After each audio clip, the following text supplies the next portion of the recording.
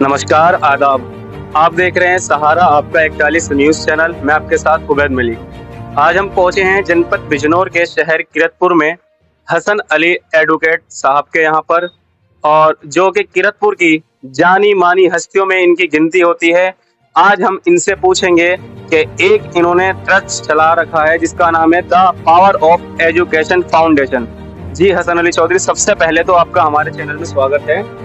बहुत बहुत शुक्रिया कि आप मेरे पास आए और मुझसे मुखातिब होने की कोशिश की। अच्छी बात है, बताइएगा अब आपको मैं क्या। सर, ये जो the power of education foundation आपने चला रखा है ट्रस्ट, इसमें लोगों को इसमें से क्या सुविधा मिल रही है और आप इससे क्या चाहते हैं? दरअसल क्या है कि हमने एजुकेशन के लिए खास तौर से, वैसे तो समाज के सभी कामों के लिए हम काम करेंगे, लेकिन हमने खास तौर से एजुकेशन के लिए इस फाउंडेशन के अंतर्गत काम करना है। इसका नाम हमने इसीलिए रखा है the power of education foundation, और हमारा सूत्र वाक्य इसमें है शिक्षा, सेवा और संस्कार।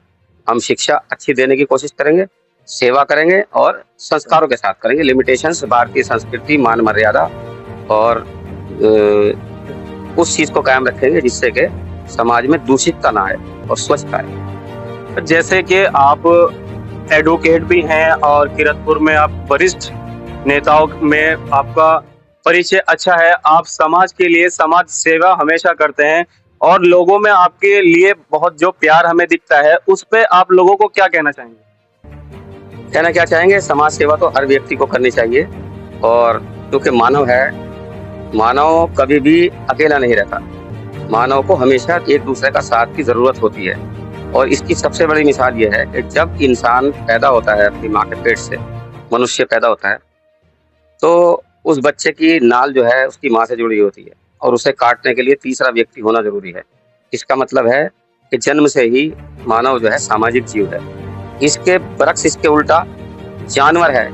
अगर ईश्वर ने, अल्लाह ने जानवर को बच्चे पैदा करने के लिए एक माध्यम दिया है, तो उसकी नाल उसके पेट से कभी नहीं जुड़ी होती, वह स्वतः ही अलग हो जाती है। तो वो एक ऐसा सामाजिक जीव नहीं है जो उसे तीसरे व्यक्ति की जरूरत पड़े, अपने आप ही अलग हो जाती है। तो ईश्वर ने जानवर में, इंसान में यही अंतर रखा है कि मानव को एक दूसरे के लिए बनाया है। अगर कोई भी मानव, कोई भी इंसान, कोई मनुष्य अपने आप को तरक्की करने के बाद किसी दूसरे मानव के लिए कुछ ना करे, मानवता के लिए कुछ ना करे, तो वो उसकी पैदाइश, उसका होना ना होना बेकार है। सर, एक सवाल और है आपसे हसन अली एडवोकेट चौधरी साहब। ये जो हुनरमंद समाज, एक आपने चैनल और पेज भी बनाया हुआ है और इस पर आप काम कर रहे हैं, इसमें आप लोगों को क्या जागरूकता और क्या संदेश देना चाह रहे हैं? असल में क्या है कि हुनरमंद समाज नाम का पेज और हुनरमंद समाज नाम का चैनल, जो यूट्यूब चैनल है, हमने इसलिए बनाया है कि हम चाहते हैं कि हुनर के द्वारा व्यक्ति आगे बढ़े, क्योंकि हमारे देश में ज्यादातर जातिवाद और समाज का जो वर्गीकरण है वो उनके पेशों के ऊपर बना हुआ है, हुनर के ऊपर बना हुआ है। जो जाति जिस हुनर को जानती है उसी के हिसाब से उसकी जाति बना दी गई है, क्योंकि वो कार्य, वो हुनर उनकी नस्लों में घुस चुका है, तो वो हुनर में आगे तो हैं और हुनर के आधार पर वो आगे बढ़ते भी हैं, कमाते भी हैं। लेकिन चूंकि उनके अंदर हुनरमंद समाज जितना भी भारत में है वो बैकवर्ड कहलाता है या बहुत ज्यादा दलित कहलाता है, उसको कभी उठाने की कोशिश नहीं की गई, भले ही वो रोजी रोटी कमा लेता है। मेरा मकसद उसमें ये होगा कि उस हुनरमंद समाज को मैं शिक्षा से और स्किल से, तकनीक से, शिक्षा से तकनीक से, एजुकेशन और स्किल से उसे जोड़कर आगे लाने की कोशिश करूंगा, जिससे कि वो पूरी भारत में, क्या पूरी दुनिया में, आजकल स्किल्स का जमाना है, एजुकेशन का जमाना है, पूरी दुनिया में अपने आप को इतना ऊंचा स्थापित कर ले अपने स्किल्स और एजुकेशन के बेस पे कि जातिवाद ही खत्म हो जाए और जो उसका मूलभूत हुनर है वो इतना आगे बढ़ जाए। क्योंकि अब हुनर का जमाना है, हुनर की वैल्यू है कि वो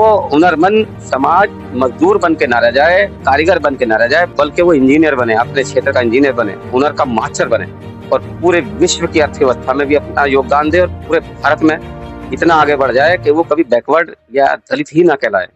क्योंकि बिल्कुल सर।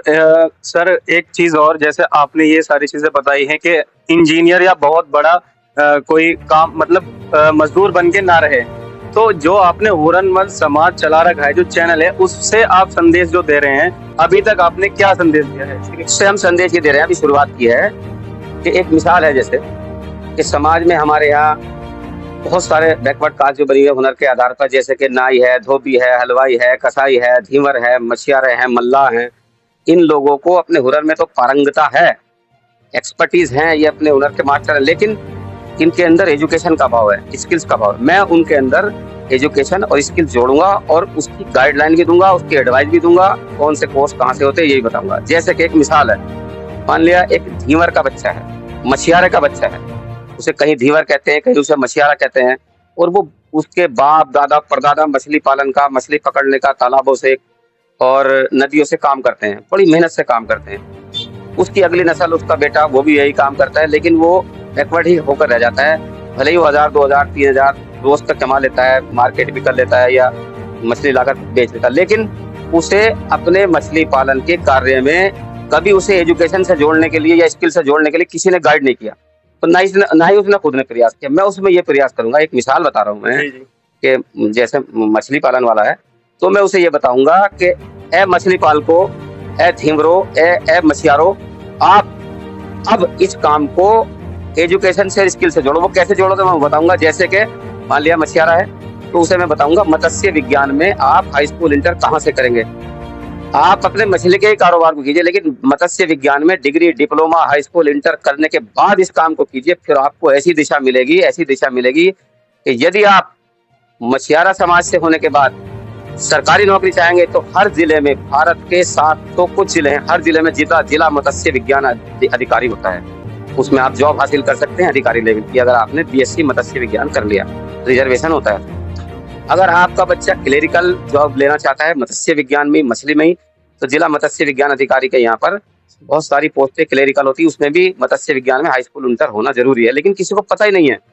और यदि मत्स्य विज्ञान में हाई स्कूल इंटर या डिग्री, डिप्लोमा करने के बाद वही एक मछियारा समाज का बच्चा अपना बिजनेस करना चाहता है, तो उसके लिए जितने भी हर जिले में तालाबों के, नदियों के और बड़ी नदियों के, डाम के, जहां पर भी जिला पंचायत के ठेके होते हैं मछली पालन के, मछली को प्रोडक्शन के, तो वो सारे मत्स्य विज्ञान में पढ़ाई लिखाई करने वाले व्यक्ति को प्राथमिकता दी जाती है और मछियारा समाज का रिजर्वेशन होता है उसमें। तो यदि वो डिग्री, डिप्लोमा लेने के बाद ठेकेदारी करेंगे या उसको पालन करेंगे, तो उस पालन को ज्यादा बढ़ाएंगे भी, और उनका कारोबार ये समझ लीजिए कि अगर वो 1-2 हजार रुपए कमाते थे डेली के, तो वो कमाएंगे 10-20 हजार, 50 हजार रुपए डेली, और वो अर्थव्यवस्था को कब्जा लेंगे, क्योंकि मैं उनको ऐसी दिशा दूंगा। एक मिसाल इसी वाले समाज की बता रहा हूँ, जैसे मछियारा समाज है कि पढ़ने के बाद जब हम उसे बताएंगे, वो आसाम से, कानपुर से और कलकत्ता से जब मत्स्य विज्ञान में हाई स्कूल इंटर या बीएससी करेगा, उसके बाद अगर वो अपना कारोबार लेके बैठेगा, तो हम उसे ऐसे ही नॉलेज देंगे कि वो विश्व स्तर पर भी अपना कारोबार जमाकर अर्थव्यवस्था में इतना योगदान देगा कि वो 1000पति से करोड़पति, अरबपति तक बन सकता है। हम उसको ऐसा ज्ञान देंगे, ऐसी नॉलेज देंगे, और वो कहाँ से डिग्री, डिप्लोमा होंगे ये हम बताएंगे, उसका प्रोडक्शन मछली का कैसे होगा सब कुछ बताएंगे। क्योंकि पूरी दुनिया में आज भी सी फूड्स, समुद्री खान पान जो है, मछली का खान पान है, 75% कारोबार, 70% कारोबार इसी का है। हम लोगों को पता नहीं चलता क्योंकि हम लोग यहाँ समुद्र के किनारे नहीं है। पूरी दुनिया में सबसे ज्यादा चावल और मछली खाई जाती है। तो जब हम विश्व स्तर पर इसकी स्टडी करेंगे, तो जब करेंगे जब हम मत्स्य विज्ञान में हाई स्कूल इंटर या बीएससी कर लेंगे हमारा बच्चा, तब हम उसको आगे बढ़ाएंगे। तो अगर वो प्राइवेट सेक्टर में, बिजनेस में आगे आएगा, तब भी वो उसी शिक्षा के द्वारा आगे आएगा। और अगर मान लिया वो सरकारी नौकरी चाहेगा, तब भी उस शिक्षा को लेकर आगे आएगा। तो फिर उसे कोई बैकवर्ड नहीं कहेगा, वो फॉरवर्ड होगा, वो स्किल्स का इंजीनियर होगा, वो मास्टर होगा उसका, वो बैकवर्ड समाज नहीं कहलाएगा। उस बैकवर्ड को मैं फॉरवर्ड बनाना चाहता हूँ। ये एक मिसाल दी है मैंने। इसी तरह से बहुत सारी जातियां हैं हमारी जो परंपरागत रूप से कार्य करती है, उसको स्किल्स और एजुकेशन से जोड़कर मैं आगे लाने का प्रयास करूंगा अपने हुनरमंद समाज चैनल के भी अंतर्गत और अपने foundation the power of education foundation के भी अंतर्गत यही करके दिखाने का प्रयास करूंगा, यही करूंगा। और इस बैकवर्ड समाज को, दलित समाज को इतना आगे लाऊंगा कि वो अपने आप को ये मानेगा कि हाँ, तुम नीचे नहीं हो, तुम ही ऊंचे हो, तुमसे ही पूरा समाज, पूरी दुनिया चल रही है। क्योंकि दुनिया में अब हुनर की, स्किल्स की और एजुकेशन की ही सबसे ज्यादा महत्वपूर्णता है, सबसे ज्यादा वैल्यू है। किसी के पास हुनर नहीं है तो कुछ भी नहीं है, चाहे वो एजुकेशन बेहिसाब अगर वो पढ़ा जा रहा है, बिना गाइडेंस के पढ़ा जा रहा है, तो कुछ नहीं है। हुनर के साथ एजुकेशन से जोड़ के हम आगे आएंगे तो पूरे विश्व व्यवस्था को, विश्व बाजार को कब्जा लेंगे और तरक्की करेंगे। देश का तो नाम करेंगे, विश्व में भी हम, जो हमारे देश की एक सपना रहा है कि विश्व गुरु बनने का, तो विश्व गुरु इसी तरह से बन सकते हैं। पहले भी हम लोग अपने हुनर के बेस पे विश्व गुरु थे, अपने टेक्निक के बेस पे विश्व गुरु थे, और इस तरह से नहीं थे कि बेहिसाब बिना गाइडेंस के हम चल जा रहे हैं। सर, जैसे आप किरतपुर के निवासी हैं और आपने जो बातें बताई हैं, बहुत अच्छी आपने इसमें गाइडलाइन एक जनता के लिए दी है। और मैं यही कहूँगा, the power of education foundation और हुनरमंद समाज, जो भी आप इस संस्था से जुड़ के लोगों के लिए कार्य कर रहे हैं, मैं लोगों से भी अपील करूंगा कि वो आपके साथ ज्यादा से ज्यादा जुड़ें। लेकिन मैं एक सवाल, जैसे आप किरतपुर के निवासी हैं, तो किरतपुर में आप ऑनलाइन ही स्टडीज कराएंगे या फिर कुछ आपका अलग कोई प्रोग्राम? किरतपुर से ही रहकर हम संचालित करेंगे इस कार्यक्रम को अपने स्टूडियो से, और पूरे, क्योंकि सोशल मीडिया तो पूरे विश्व से जुड़ी हुई है, पूरे देश को जोड़ेंगे, पूरे विश्व को जोड़ेंगे, और सभी लोगों को जागरूक कर कर सिर्फ हमारा मकसद जो होगा कि हुनर को शिक्षा से और उसको टेक्निक से जोड़कर कारीगर को इंजीनियर बनाने का प्रयास करेंगे। क्योंकि अमेरिका में क्या है, यूरोप में क्या है पूरे, कि वो स्किल्स को एजुकेशन के साथ लेके चलते हैं, इसीलिए पूरी दुनिया में महान है। अब्राहम लिंकन जो थे अमेरिका के राष्ट्रपति, उन्होंने बताया था, बहुत महान राष्ट्रपति थे, एक मोची के कार्य को करने वाले उनका समाज था। तो जब वो राष्ट्रपति बने तो उनकी मजाक उड़ाते हुए किसी सांसद सदस्य ने उनसे कहा कि ये मोची के लड़के हैं और हमारे यहाँ पर, हमारे पिताजी के यहाँ, इनके पिताजी जूते बनाते थे। तो उन्होंने कहा, ऑफ कोर्स, मैं इससे बुरा नहीं मान रहा हूँ, मेरे पिताजी इतने काबिल थे कि आपके पिताजी मेरे पिताजी के बनाए हुए जूते पहनने को मजबूर थे, उनके अंदर स्किल थी, उनके अंदर हुनर था।